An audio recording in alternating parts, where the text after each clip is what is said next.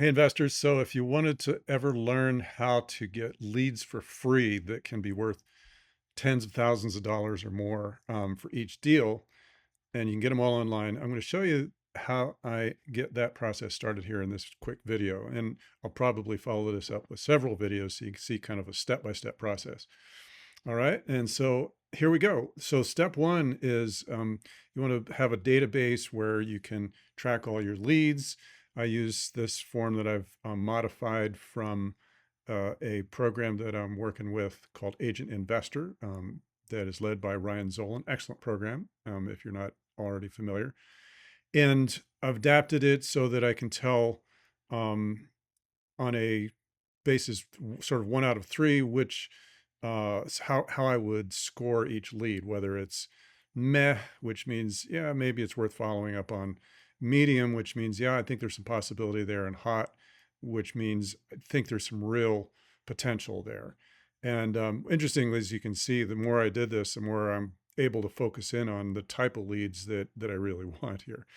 So here's the work from a single day. So my goal was to get 7 leads for the day. You can see I've compiled them here. And as you can also see, as we go down the list, they're getting better and better the more that I hone in on exactly what it is that I'm looking for. So where do we find these leads? How do we do this? Now you can do this absolutely for free using Zillow or Redfin, Realtor.com, or any of these sites. But I'm going to use a somewhat paid version. There's a program out there called Privy.pro. Let's just look this up real quick because if you're not familiar with it, you probably are at least going to want to take a look at it at some point. This is a real time saver. And, when you look at the return that you get on your time for these type of deals, it's well worth it. I forget what exactly their deal is right now, but I think you can get 3 free months or 3 months for $100, which is just amazing. So highly recommend it. Once you're logged in, looks like this. You can see the different areas, different parts of the country where deals are happening. These blue areas indicate where they have direct access to data from the multiple listing service, which is really by far the sort of the gold standard and most accurate source of data. And really, what I have done is set up a search within Privy. I'm in the Denver area. That's kind of my backyard. And so I've got a search set up here for basically anything that's been on the market for 45 days or more, single family, detached, under $1 million. So when I go into that search, what Privy does is it pulls up, as you can see here, let's see how many we've got. So we got 218.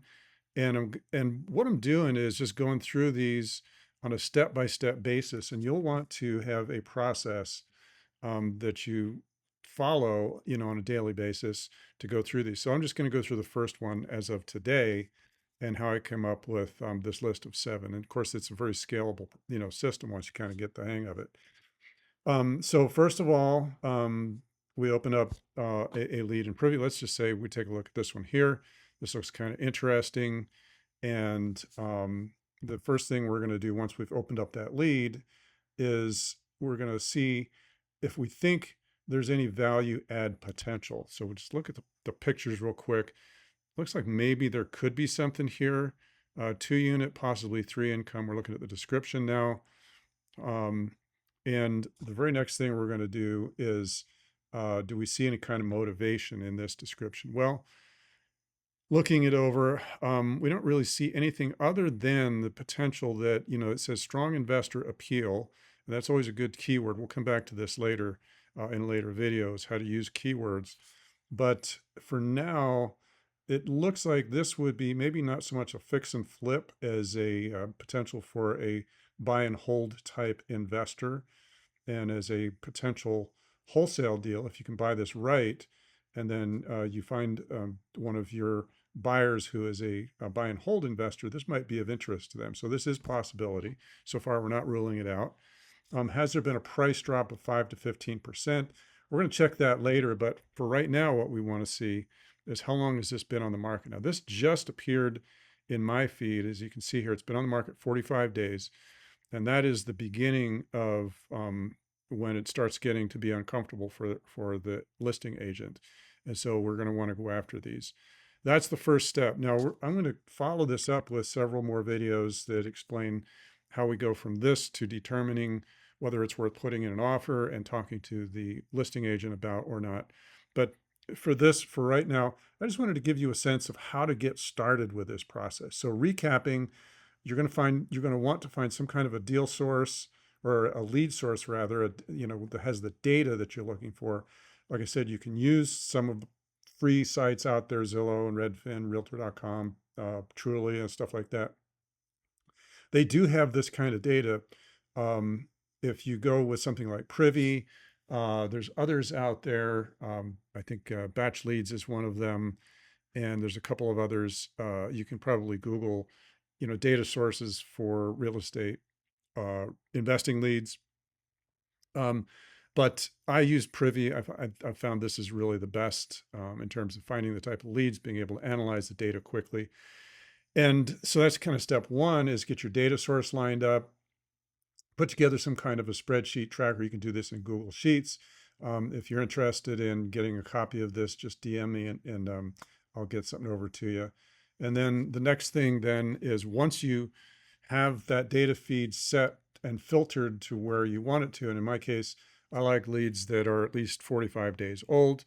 And we had a filter here in Privy that also filtered it by the market area, which was Denver and under $1 million. So you can set your own filter for the data that you're looking for, and then run a search, pull up your first property, and that's where the fun begins. And we went through whether we see potential value add, and whether we saw if there was any motivation on part of the seller. We did see one, this one right here, right off the bat.